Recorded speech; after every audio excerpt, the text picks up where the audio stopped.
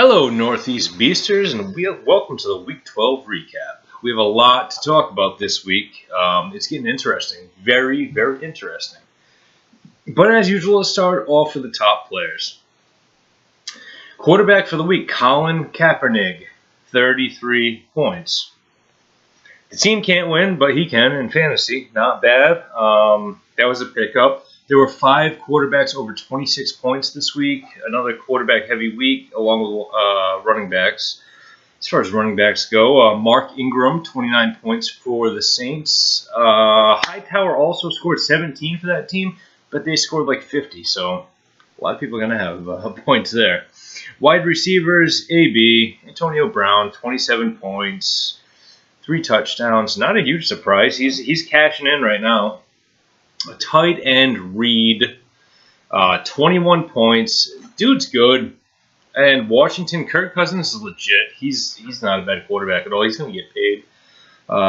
Kickers, Justin Tucker, my man, 19 points. 19 points out of a kicker? Hell yeah. Defense, Giants, did I not tell you guys? The Giants, 23 points. Surprisingly, the Buccaneers scored 19 points. I just said maybe last video, 2 videos ago, that nobody's going to pick up the Bucs defense. They suck. It was a fluke. They scored 20-something points. Well, they just scored 19 points against Seattle. Seattle's been rolling. They held Seattle to 5 points or something like that. Pretty friggin' sweet. Can the Buccaneers win that division? I don't know. I mean, the Saints score 50 a game. Atlanta is maybe good. I don't know. Carolina, that's becoming a tough division. I mean, nobody really wants to play them. Let's get to the recap.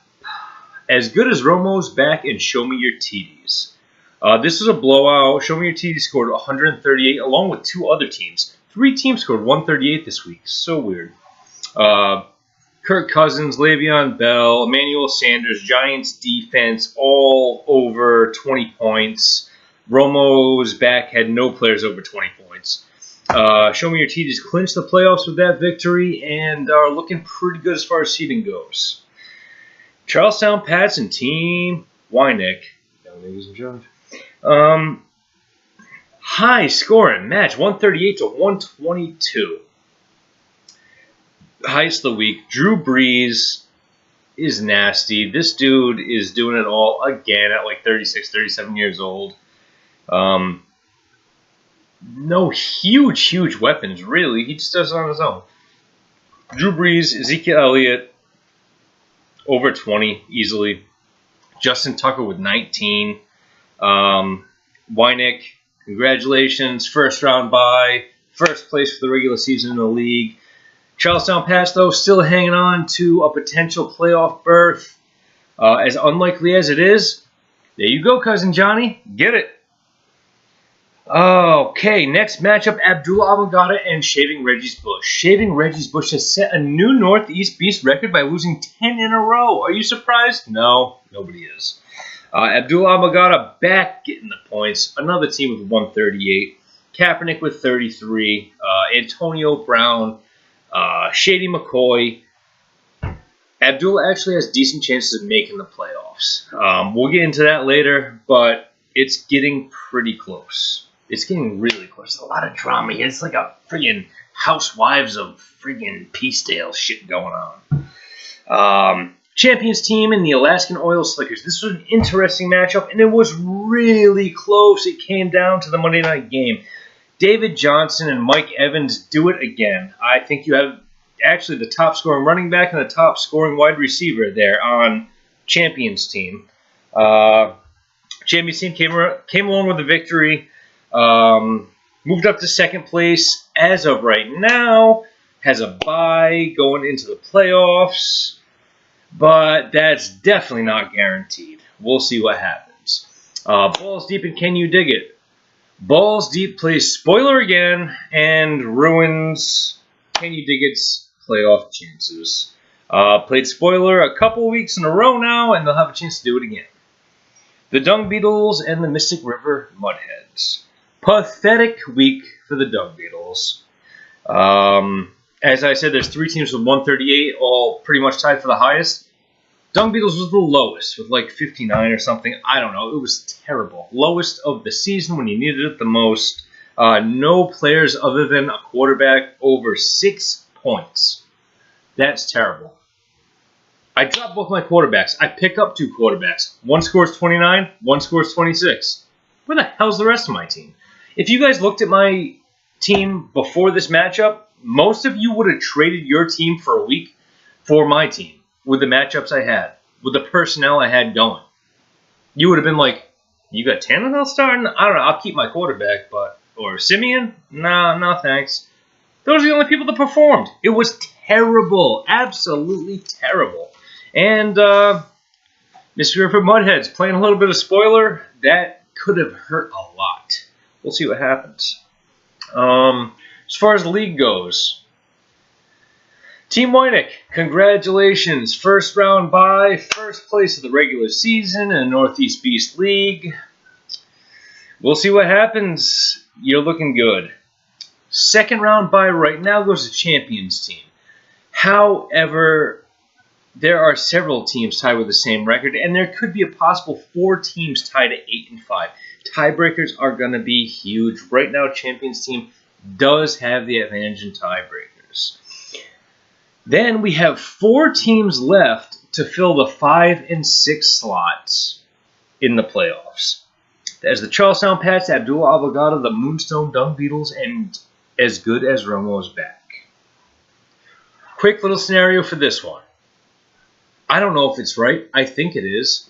I need to take a deep breath here. This is crazy. As Jeremy said, where's Schefter? We need some help with this. This is insane. Okay. As Good as Romo's back. If you win, you're in. Moonstone Dung Beetles. If I win by 40, I'm in. Great, that's easy, right? Dung Beetles are also in with a win and an Abdullah Abogada loss. Abdullah Abogada is in if they win with a Dung Beetle loss, or if Dung Beetle wins by less than 40. So if Abdullah Abogada wins, and the Dung Beetles win, the Dung Beetles still hold the tiebreaker. However, it's going to come down to points. We'll get to that in a minute. Dung Beetles have the tiebreaker over Abdullah Abogada. Abogada has tiebreaker over As Good as Romo's back, and the tiebreaker between Romo's back and the Dung Beetles has not been determined yet. Romo's back won the first matchup back in week 2, I believe. Has a 39-point advantage as far as the standings go. That is not out of the question. It's unlikely, though. The last team vying for one of these spots, the Charlestown Pats, Cousin Johnny. The only way you can get in is if the Dung Beetles lose and Abdullah Abogada loses and you win. Because you hold the tiebreaker over both the Dung Beetles and Abdullah Abogada somehow. You will get in. So, best of luck to everybody as far as the playoff scenario goes, but not really. As far as a preview for next week, let's fire it right up. We got the Dung Beetles and Romo's back. This is a rivalry matchup, a big shit-talking matchup. Neither team is officially in yet. I will give the edge to the Dung Beetles. However, for them to be officially in, they need to win by 40 points. As Good as Romo's back can get in with a loss. The Mystic River Mudheads and the Charlestown Pats. The Mystic River Mudheads are looking for a win 2 weeks in a row, defending champion. Maybe they have a little pride left. They're looking to play spoiler. If they win, Charlestown Pats is done. Show me your TDs and Abdullah Abogada. Show me your TDs is playing for seeding. A win this week would be huge. Everybody's trying to get that second bye spot. And none of the 8 and 4 teams are playing each other. So it's very interesting. This projects out to be a close match. Abdullah and Magada, this is a must-win. If they don't win, they're not in. Team Weinig and Champions Team. Well, Team Weinig has clinched the first round bye, the first place in the league, and maybe probably the most points scored in the league. That's how it should work out. However, these teams are in first and second place. Champions Team has the advantage in everybody else that is tied at 8-4. They, as of right now, have the first round, second place bye. If they win, it's gonna stay the same. If they lose, it's going to be a whole big, huge clusterfuck, and it's going to be like Father's Day in the fucking projects. Who knows what's going to happen? Alaskan Oil Slickers and Balls Deep. Balls Deep is trying to play spoiler again for like 3 out of 4 weeks. Alaskan Oil Slickers needs a win if they want to get a bye. This shit is going nuts. I don't even know what else to say about it. I want to see some feedback on the message board. Maybe a video, something from somebody. I need a little help with this. I have no idea. I don't know if I'm going to have a taunting video this week or what. My mind is going nuts here. So, as always, good luck, but not really. And somebody get to me on the message board. Let's go over this. Let's run our mouths. Let's talk some shit. I'm going to give away some awards. All right. Peace out, assholes.